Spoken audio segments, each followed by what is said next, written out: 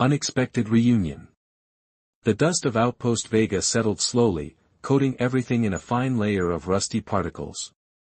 Lieutenant Thorne wiped her visor clear for the 5th time that hour, cursing the planet's atmosphere under her breath. 3 weeks stationed at this godforsaken border checkpoint, and she was already contemplating the merits of requesting a transfer to the ice mines of Pluto. Movement at Sector 7, called her second-in-command, Corporal Jenkins, his voice crackling through her helmet. Calm. Thorne raised her rifle, focusing on the shimmering distortion approaching through the crimson haze. The outpost sensors had been malfunctioning since yesterday's ion storm, leaving them practically blind to anything beyond 500 meters. Single vessel, civilian class, Jenkins confirmed as the readings stabilized. Vexillian markings. Requesting landing clearance. Thorne frowned. The Vexillians were technically allies, but their diplomatic envoys rarely ventured this far into the disputed territories. Not since the Cascade incident had obliterated 3 settlements and left this sector of space a radioactive mess of territorial claims and trigger-happy defense systems. Grant clearance, but maintain defensive positions, she ordered, signaling the rest of her squad to spread out around the landing pad. Protocol demanded caution, especially this close to the Nitherian border. The ship descended gracefully despite obvious damage to its port stabilizers. It was an older model diplomatic cruiser, elegant despite battle scars marring its silver hull. As the engines powered down, the landing ramp extended with a hydraulic hiss.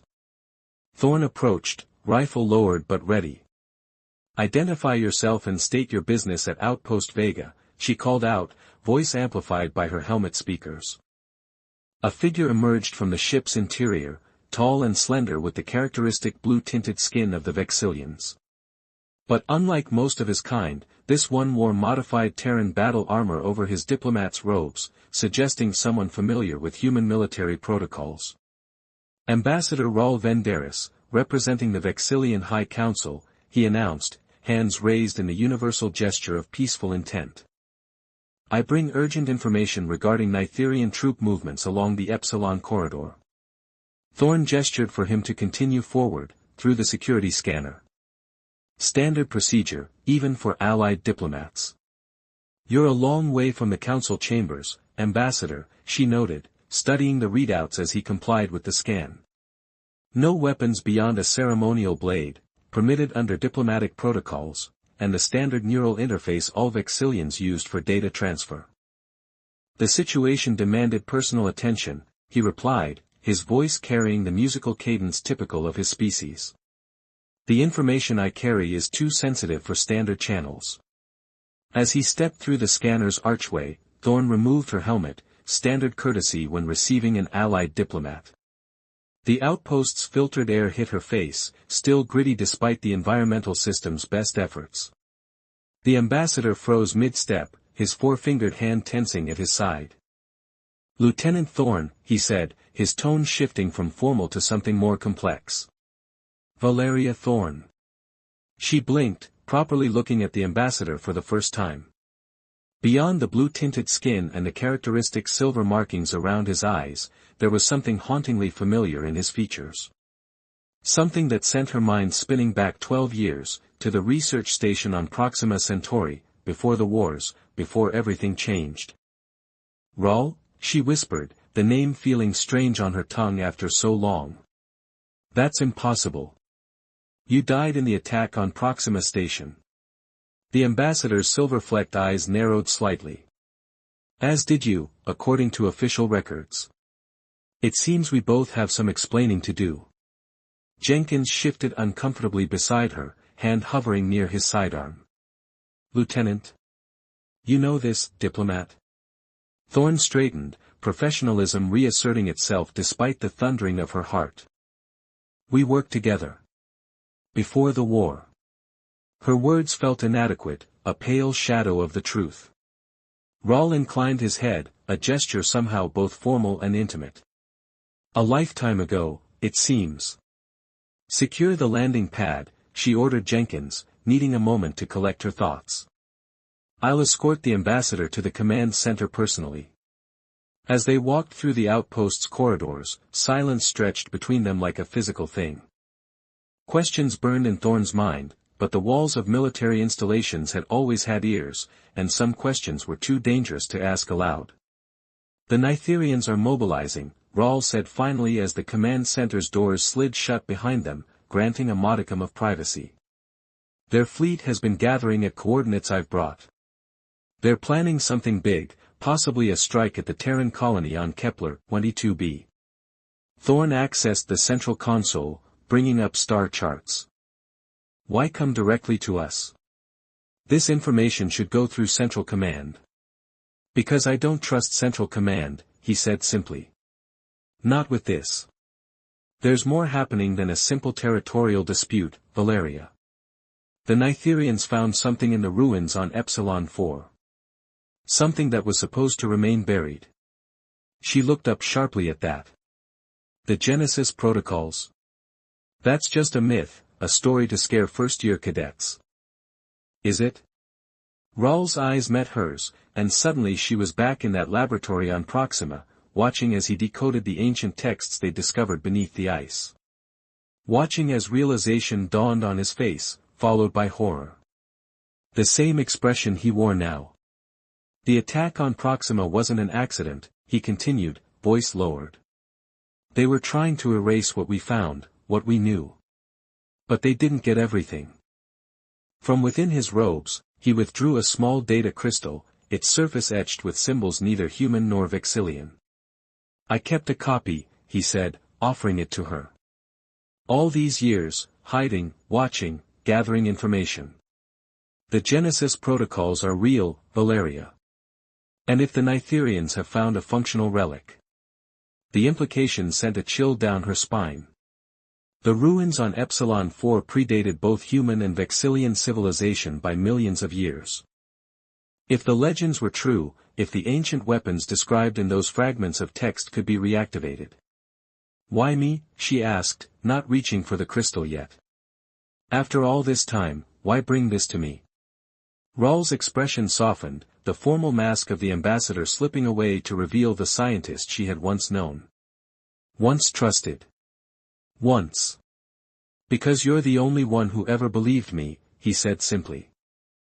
"And because of what you are, what we discovered about your DNA that day before the attack. If I'm right, you may be the only one who can stop what's coming." Thorne's hand moved unconsciously to the back of her neck, to the strange birthmark that had puzzled doctors throughout her life. The mark that, according to Rawl's research from 12 years ago, wasn't a birthmark at all. "I need to know everything," she said, decision made. "No more secrets, no more half-truths. Whatever we started on Proxima, it's time we finished it." Outside, the red dust of Outpost Vega continued to fall, covering the landscape in a blanket that looked disturbingly like blood. Somewhere beyond the haze, the stars waited, and with them, a truth that had remained hidden for far too long. Shadows of betrayal. The command center of Outpost Vega hummed with activity as Lieutenant Thorne inserted Rawl's data crystal into a secure terminal. The ancient symbols flickered and transformed into a holographic display, projecting star charts and coordinates that made her blood run cold. "These Nitherian formations," she murmured, studying the tactical overlay. "They're not just gathering for a strike on Kepler 22b. They're creating a perimeter around the entire Epsilon sector." Rawl nodded grimly. "They're isolating the ruins.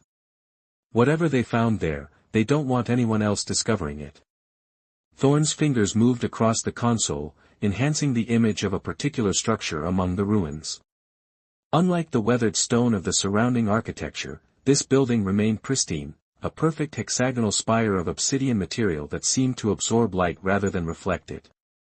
"The archives," Rawl explained, his voice dropping to a near whisper. "Where the Genesis protocols were first discovered. I believe they found a way inside." A sudden alert blared through the outpost, cutting their conversation short. Corporal Jenkins burst through the door, his face pale beneath his helmet. "Lieutenant. 3 unidentified vessels just dropped out of hyperspace.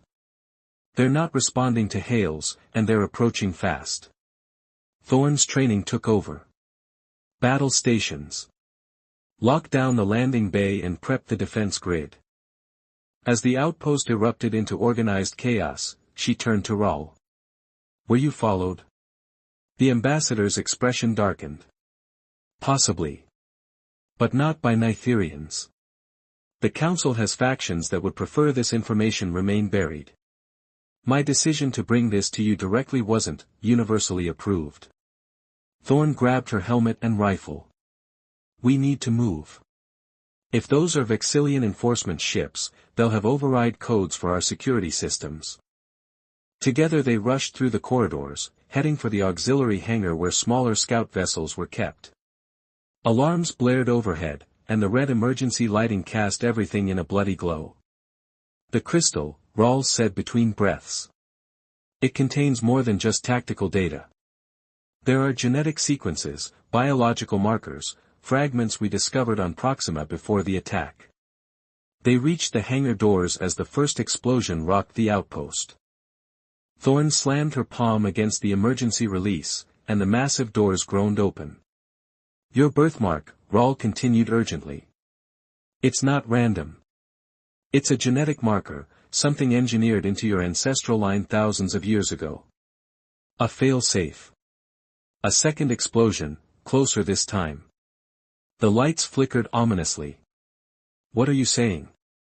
Thorn demanded, prepping the nearest scout ship for emergency launch.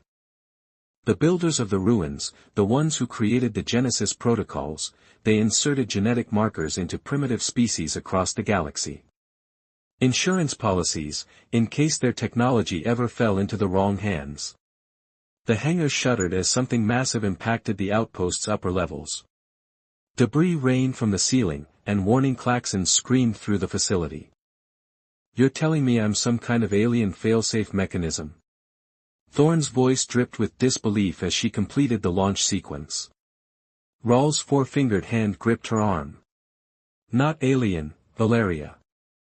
The markers were placed in humans before they were fully human. You're carrying the genetic key that can shut down the weapons. Before she could respond, the hangar doors exploded inward. Through the smoke and flames strode three armored figures, Vexillian enforcers in battle armor, their weapons raised. Ambassador Venderis, the lead enforcer called. By order of Archon Zyvex, you are charged with treason and theft of classified materials. Surrender the human and the data crystal immediately. Raul stepped forward, positioning himself between the enforcers and Thorn. Archon Zyvex has no authority here. This is Terran territory. The Archon's authority extends wherever Vexillian interests are threatened, the enforcer replied coldly. And you, Ambassador, have threatened those interests by sharing forbidden knowledge with humans. Thorn raised her rifle, calculating odds. 3 enforcers against 2 of them, not impossible, but the enforcer's armor would make conventional weapons nearly useless. This isn't about protecting Vexillian interests, Raul said, his voice cutting through the tension. This is about Zyvex's deal with the Nitherians. He's helping them access the archives in exchange for technology. He's betraying everything our people stand for. The lead enforcer hesitated, just for a moment. It was enough. Thorn fired at the ceiling above them, collapsing a section of metal supports. As the enforcers scrambled to avoid the falling debris, she grabbed Raul and pulled him toward the scout ship. We need to warn your people and mine, she said, sealing the ship's hatch as weapons fire peppered its hull. If Zyvex is working with the Nitherians, this goes beyond border skirmishes. This could be the start of something much worse. The scout ship's engines roared to life, and Thorn guided it through the hangar doors into the swirling red dust outside. 3 larger vessels loomed in the distance, Vexillian warships, their weapons systems already tracking the small craft. Can you get us past them? Raul asked, strapping himself into the co-pilot's seat. Thorn's mouth curved into a grim smile. Watch me. She sent the scout ship into a steep dive, skimming just meters above the planet's surface where the swirling dust would confuse targeting systems. The ship vibrated violently as she pushed it beyond safety protocols, weaving through rocky outcroppings and dried riverbeds. "We need to reach the subspace relay at Tanager Station," she said, hands dancing across the controls. "From there we can transmit the data to both Terran Command and your Council simultaneously. Too public for Zyvex to cover up." Rawl was studying the ship's sensors. "They're not pursuing. They're returning to Outpost Vega." Thorne frowned. "That doesn't make sense unless," her eyes widened. "They're going to destroy the outpost. Erase all evidence we were ever there." Even as she spoke, a massive energy signature bloomed behind them. The scout ship's rear cameras captured the moment, a blinding flash as the Vexillian warships opened fire on the outpost, reducing it to molten slag in seconds. "Jenkins," Thorne whispered. "The whole squad. They just erased them," Rawl finished, his voice hollow. "Like they tried to erase us on Proxima. Zyvex is covering his tracks." For a moment, grief and rage threatened to overwhelm her. Then Thorne's jaw set with determination. "Not this time. This time we have proof. And we're going to make sure everyone knows what happened." As the scout ship broke atmosphere and prepared for the jump to Tanager Station, Thorne felt the strange birthmark on her neck tingle, as if responding to her resolve. Whatever connection she had to the ancient builders, whatever purpose they had encoded in her DNA, she would use it. "Tell me everything you know about the Genesis protocols," she said to Rawl as stars streaked past the viewports.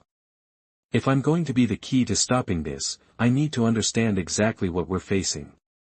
In the vast darkness of space, their small vessel carried not just two fugitives, but perhaps the only hope of preventing a catastrophe that had been set in motion millennia before either of their species had reached for the stars.